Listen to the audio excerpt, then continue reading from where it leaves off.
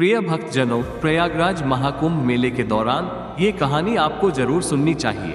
इस कहानी में हम जानेंगे कि कैसे एक साधारण लड़की नागा साध्वी बनने के लिए मजबूर हो गई।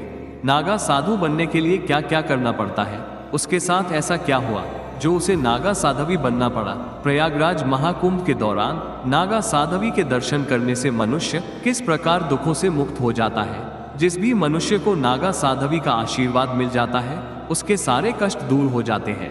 इसलिए प्रिय भक्तगणों, कहानी को प्रारंभ करने से पहले हम आपसे निवेदन करते हैं, यदि आप भी भगवान में विश्वास रखते हो तो वीडियो को लाइक करके कमेंट में हर हर महादेव जरूर लाइक, और आप इस वीडियो को पूरा अवश्य देखिए जिससे आपको ज्ञान की प्राप्ति होगी। प्रिय दोस्तों, एक ममता नाम की लड़की थी जिसने बचपन से ही जीवन में कठिनाइयों को सहन किया था।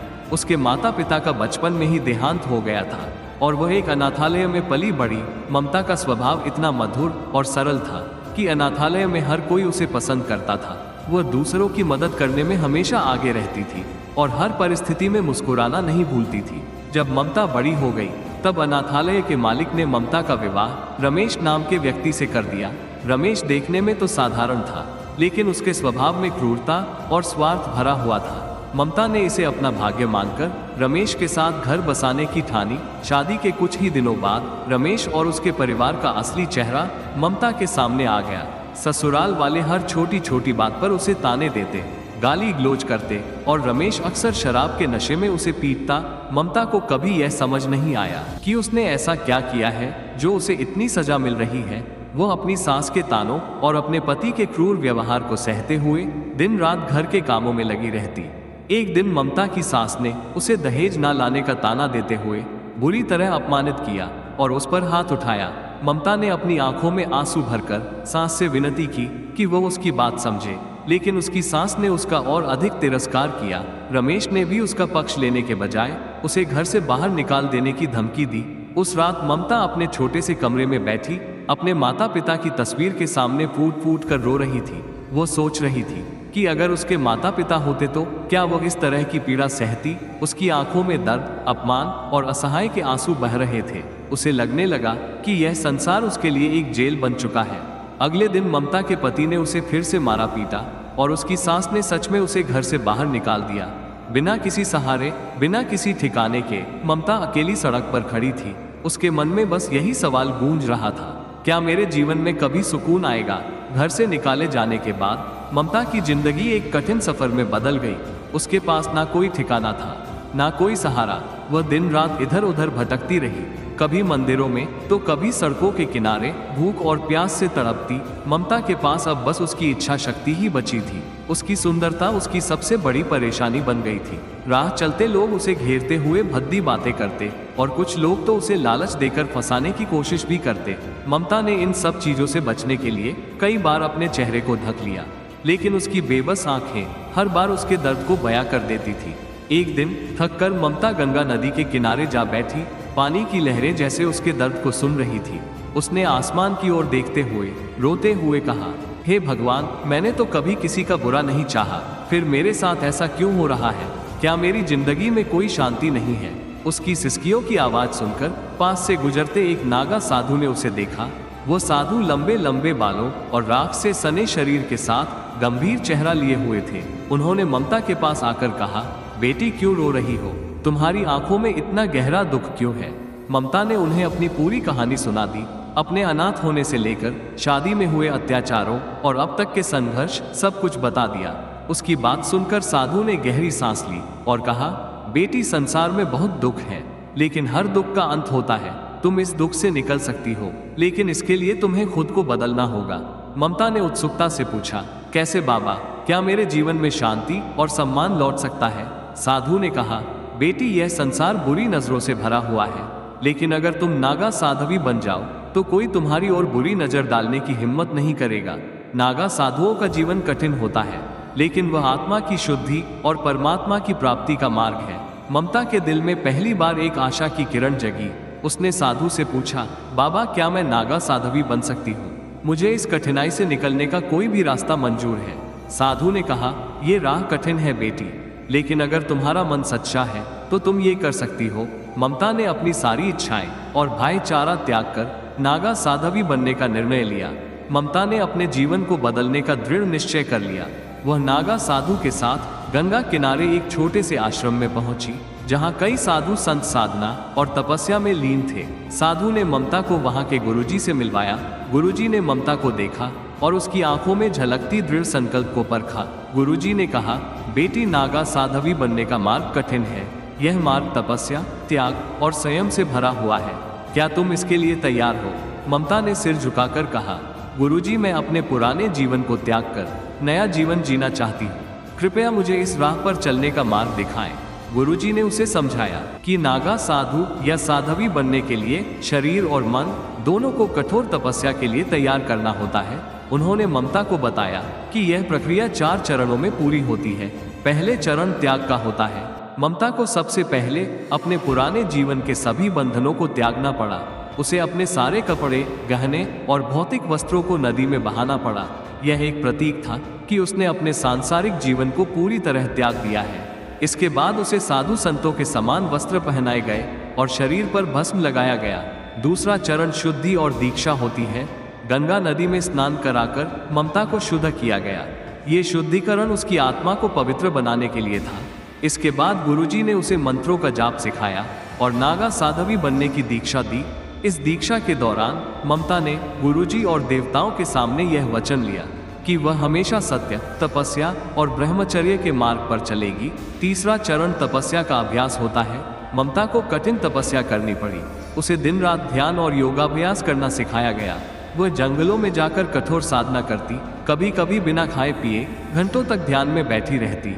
ये तपस्या उसके शरीर और मन को मजबूत बनाने के लिए थी। चौथा चरण आध्यात्मिक ज्ञान की प्राप्ति होता है। गुरुजी ने ममता को वेद, उपनिषद और अन्य शास्त्रों का अध्ययन कराया। ममता ने अपनी शिक्षा में गहरी रुचि दिखाई और धीरे धीरे आत्मज्ञान की ओर बढ़ने लगी। कई महीनों के कठिन अभ्यास और तपस्या के बाद ममता ने नागा साधवी के रूप में अपनी पहचान बना ली। उसका मन अब शांत और दृढ़ था। उसने संसार की हर बुरी नजर और बुराई से ऊपर उठने की शक्ति पाली थी। एक दिन गुरुजी ने ममता को आशीर्वाद देते हुए कहा, बेटी, अब तुम केवल ममता नहीं हो, अब तुम एक साधवी हो जो अपने तप और साधना से दूसरों का मार्गदर्शन करोगी। गुरुजी ने उसे समझाया कि नागा साधुओं का जीवन केवल साधारण साधना का नहीं, बल्कि त्याग, तपस्या और आत्मशुद्धि का जीवन है। गुरुजी ने ममता को सुबह से लेकर रात तक कठोर नियमों का पालन करने का निर्देश दिया। भोजन पर संयम, ममता को केवल फल, कंदमूल और गंगाजल पर निर्भर रहना था। ये भोजन उसकी आत्मा को शुद्ध करने और शरीर को तपस्या के योग्य बनाने के लिए था। कई दिनों तक ममता को मौन व्रत रखना पड़ा। यह अभ्यास उसके मन को स्थिर और शांत करने के लिए था। इस दौरान उसने ध्यान और प्रार्थना के माध्यम से अपने भीतर के भय और अशांति को समाप्त करना सीखा। गुरुजी ने ममता को बताया कि नागा साधुओं के लिए शरीर पर नियंत्रण अत्यंत आवश्यक है। ममता को गर्मी, सर्दी और बारिश जैसे कठोर मौसमों में खुले आसमान के नीचे तपस्या करनी पड़ी। वो केवल भस्म से अपने शरीर को ढकती और यह प्रतीक था कि उसने सांसारिक सुखों को पूरी तरह त्याग दिया है। ममता को प्रतिदिन योग के कठिन आसन और प्राणायाम का अभ्यास करना होता। यह अभ्यास न केवल उसके शरीर को मजबूत बना रहा था, बल्कि उसकी आत्मा को भी जागृत कर रहा था। जंगलों में भटकते हुए, जंगली जानवरों और कठिन परिस्थितियों का सामना करते हुए ममता ने अपने भीतर साहस और सहन शक्ति का विकास किया। गुरुजी ने ममता को वेद, उपनिषद और योग सूत्र पढ़ने के लिए प्रेरित किया। इन ग्रंथों के माध्यम से उसने ब्रह्मांड के रहस्यों, आत्मा के सत्य और परमात्मा की महिमा को समझा। गुरुजी ने उसे विशेष मंत्रों का जाप सिखाया, जिनसे वह अपनी साधना को और गहन बना सकी। ममता ने अन्य साधुओं की सेवा करना और उनकी जरूरतों का ध्यान रखना भी सीखा। ये सेवा उसे अहंकार से मुक्त करती और उसकी आत्मा को और शुद्ध बनाती। एक दिन गुरुजी ने ममता को नागा साधवी बनने की अंतिम दीक्षा देने का निर्णय लिया। एक बड़े यज्ञ का आयोजन किया गया। ममता को अपना खुद का पिंडदान करना पड़ा। उसने संसार के हर बंधन और मोहमाया से मुक्त होने की प्रतिज्ञा ली। दीक्षा के बाद गुरुजी ने ममता को एक नया नाम दिया, साधवी आत्मानंदा। ये नाम उसके नए जीवन और आत्मा की शुद्धता का प्रतीक था। ममता अब साधवी आत्मानंदा बन चुकी थी। उसका चेहरा तपस्या के तेज से दमक रहा था। उसकी आंखों में अब वह डर और असहाय नहीं था, बल्कि आत्मविश्वास और करुणा का भाव था। उसने अपनी पूरी ऊर्जा मानव सेवा और ईश्वर साधना में लगा दी। अब वह अपने पुराने जीवन को पीछे छोड़कर एक नई राह पर थी। उसका संघर्ष और तपस्या उसे महान साध्वी के रूप में स्थापित करने की ओर अग्रसर थे। साध्वी आत्मानंदा अब वर्षों की कठोर तपस्या और ध्यान के मार्ग पर चल चुकी थी। उसकी साधना इतनी गहन और शुद्ध थी कि उसने ब्रह्मांड के रहस्यों और परमात्मा की दिव्य शक्तियों को समझना शुरू कर दिया।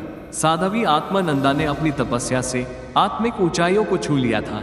वर्षों के ध्यान और योगाभ्यास के बाद उसने कुछ विशेष दिव्य शक्तियां प्राप्त की। उसके पास बैठने मात्र से लोगों के मन का भय और अशांति दूर हो जाती थी।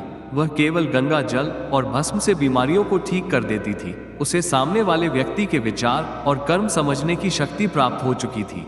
दूसरी तरफ ममता के अत्याचारी ससुराल वालों को उनके बुरे कर्मों का फल मिलने लगा। ममता का पति रमेश, जिसने उसे मारपीट कर घर से निकाल दिया था, अब गरीबी और कर्ज में डूब चुका था। उसके बुरे व्यवहार और नशे की आदतों ने उसका सब कुछ छीन लिया था। वह सड़कों पर भीख मांगने को मजबूर हो गया। उसकी सास, जिसने ममता को घर से बाहर निकाला था, अब गंभीर बीमारी से ग्रस्त हो चुकी थी। उसके पास इलाज के लिए पैसे नहीं थे और वह अपने किए पर पछतावा कर रही थी। रमेश और उसकी सास ने समझ लिया था कि उनके जीवन में जो कुछ भी बुरा हो रहा है वो उनके ही कर्मों का परिणाम है। एक दिन रमेश और उसकी सास ने साध्वी आत्मानंदा के बारे में सुना। उन्हें विश्वास नहीं हो रहा था कि वह ममता, जिसे उन्होंने घर से बाहर निकाल दिया था, अब एक दिव्य साध्वी बन चुकी है। पछतावे और क्षमा की भावना के साथ वे साध्वी आत्मानंदा के दर्शन के लिए आए। रमेश ने रोते हुए कहा, ममता, मुझे माफ कर दो। मैंने तुम्हारे साथ जो भी अन्याय किया उसका पश्चाताप कर रहा हूँ। मैं जानता हूँ कि मैं इसके लायक नहीं हूँ, लेकिन क्या तुम मुझे क्षमा कर सकती हो? साध्वी आत्मानंदा ने उनकी ओर करुणा भरी दृष्टि से देखा और कहा, रमेश, ये संसार कर्मों का चक्र है। जो जैसा करता है उसे वैसा ही फल मिलता है, लेकिन क्षमा सबसे बड़ा धर्म है। मैंने तुम्हें और माँ जी को पहले ही माफ कर दिया है। अब अपने बचे हुए जीवन में अच्छे कर्म करो और दूसरों की सेवा करो। साध्वी आत्मानंदा की दिव्यता और करुणा की कहानियां दूर दूर तक फैल चुकी थी। लोग उनकी एक झलक पाने और उनके आशीर्वाद से अपने जीवन को सुधारने के लिए दूर दूर से आते। ममता, जो कभी अपने जीवन में दुखों का पहाड़ झेल रही थी, अब हजारों लोगों के लिए प्रेरणा बन चुकी थी। उसने अपने संघर्षों को अपनी ताकत बनाया और संसार को ये सिखाया कि सच्चा त्याग और तपस्या व्यक्ति को दिव्यता के शिखर तक पहुंचा सकती है। समय बीतता गया और साध्वी आत्मानंदा अब एक प्रतिष्ठित और पूजनीय साध्वी बन चुकी थी। उनकी तपस्या और दिव्यता का प्रभाव इतना गहरा था कि लोग उन्हें देवी स्वरूप मानने लगे। उनके आशीर्वाद से न केवल लोग अपनी समस्याओं का समाधान पाते थे, बल्कि उनके जीवन में शांति और आध्यात्मिकता का प्रकाश भी फैलता था। प्रयागराज महाकुंभ का आयोजन पूरे देश में उत्साह और भक्ति के साथ हो रहा था। ये कुंभ स्नान का विशेष अवसर था, जब लाखों लोग गंगा मैया के संगम में डुबकी लगाने के लिए एकत्र होते हैं। इस बार के महाकुंभ में साधु संतों और नागा साधुओं की उपस्थिति विशेष आकर्षण का केंद्र थी। साध्वी आत्मानंदा भी अपने शिष्यों और अन्य नागा साधुओं के साथ महाकुंभ में शामिल होने के लिए पहुंची। जैसे ही उन्होंने संगम के तट पर कदम रखा, उनके तेज और दिव्यता ने पूरे वातावरण को आलोकित कर दिया। उनकी उपस्थिति मात्र से लोगों के मन में शांति और भक्ति का संचार हो गया। साध्वी आत्मानंदा ने संगम के पवित्र जल में डुबकी लगाई। उनके स्नान के समय ऐसा प्रतीत हुआ मानो गंगा का पानी और अधिक पवित्र हो गया हो। लोग उनकी एक झलक पाने के लिए भीड़ लगाए हुए थे। उनके पास आने वाले भक्तों की लंबी कतारें थी। कोई अपनी बीमारी से छुटकारा पाने के लिए, कोई मानसिक शांति के लिए, तो कोई उनके दिव्य आशीर्वाद से अपने जीवन में प्रकाश लाने के लिए आया था। साध्वी आत्मानंदा ने हर किसी को करुणा और प्रेम से आशीर्वाद दिया। उन्होंने कहा, संसार के दुखों का समाधान सेवा, त्याग और तपस्या में है। गंगा मैया के इस पवित्र जल में डुबकी लगाकर अपने बुरे कर्मों को धो डालो और नए सिरे से जीवन जीने का संकल्प लो। महाकुंभ में रमेश भी पहुंचा। वो अब पूरी तरह से बदल चुका था। उसकी आंखों में पश्चाताप के आंसू थे। उसने साध्वी आत्मानंदा को देखते ही उनके चरणों में गिरकर कहा, मुझे माफ कर दो। मैंने तुम्हारे साथ जो किया उसके लिए मैं स्वयं को कभी माफ नहीं कर सका। तुमने मेरे जीवन को बदल दिया।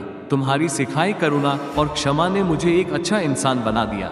साध्वी आत्मानंदा ने उसे उठाया और कहा, जीवन में हर कोई गलतियां करता है, लेकिन उन्हें सुधारने का संकल्प लेना सबसे बड़ा धर्म है। तुम्हारा पश्चाताप ही तुम्हारा शुद्धिकरण है।